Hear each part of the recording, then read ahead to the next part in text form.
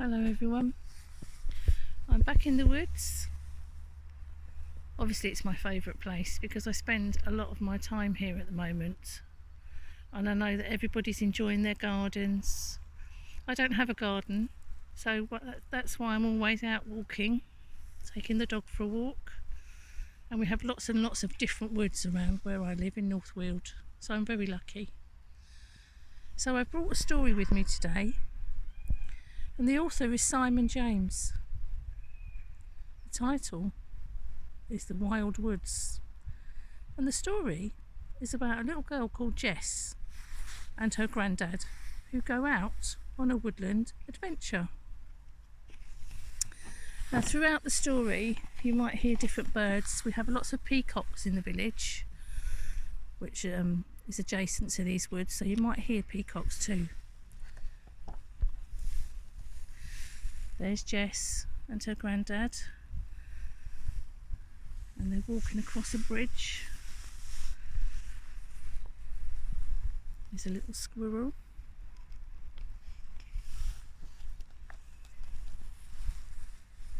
The wild woods. Jess and her granddad saw a squirrel one day down by the wild woods. "Oh, I'd like to take him home," said Jess.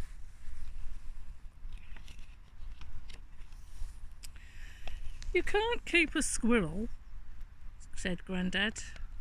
"They're too wild." Jess decided to explore and follow the squirrel. Yep, here comes noisy Lola exploring. She likes squirrels too.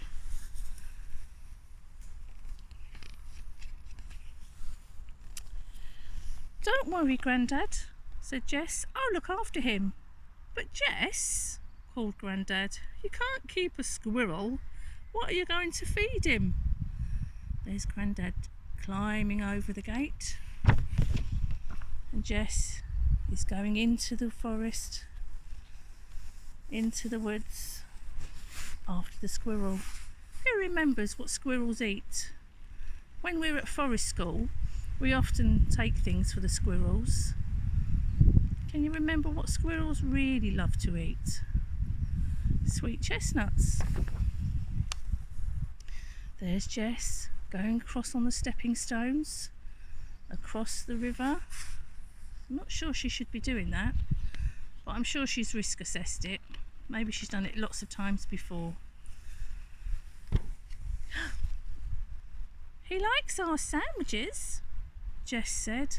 "Oh, does Grandad look like he's having a little bit of a challenge crossing the stepping stones?" Oh, look at that. Jess is sharing her sandwiches with the squirrel. That's kind.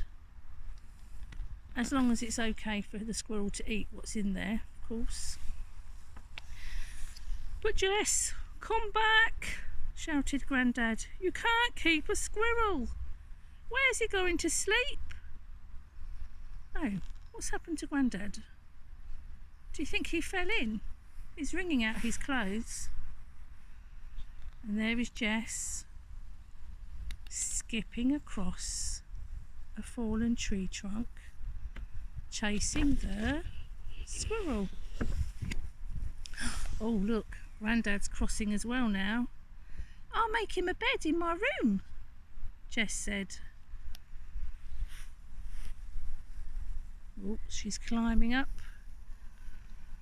She's going a bit higher, chasing the squirrel.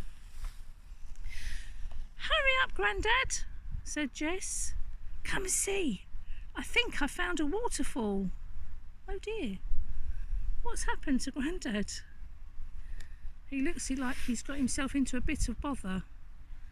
He's stuck in the mud and he's lost his boot. Oops. There's Jess. She's found a lovely waterfall. There's the squirrel. Oh, Grandad's having a bit of a rest. I think he's a little bit tired. And there's Jess and the squirrel sitting together, watching the waterfall. We have to be very careful when we're around water, don't we? Never go too near the edge, even a little pond. Always make sure you're with a grown-up. Jess, you can't really keep a squirrel, whispered Grandad.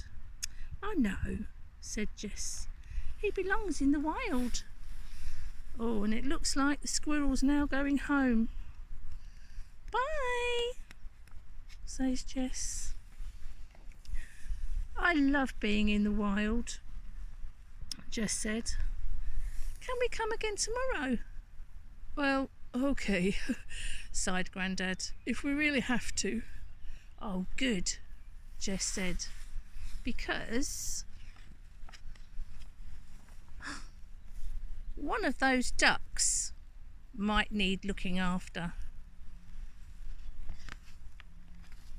I think she's thinking of chasing a duck tomorrow. And there's Jess and her Grandad. And I know lots of us at the moment are missing our nannies and granddads and grandpas and grandmas, but they'd really appreciate a phone call or a video message or a letter through the post, a drawing, a card, and we'll get to see our families soon. But for now, we must keep ourselves safe. So stay safe, everybody, and we'll see you soon.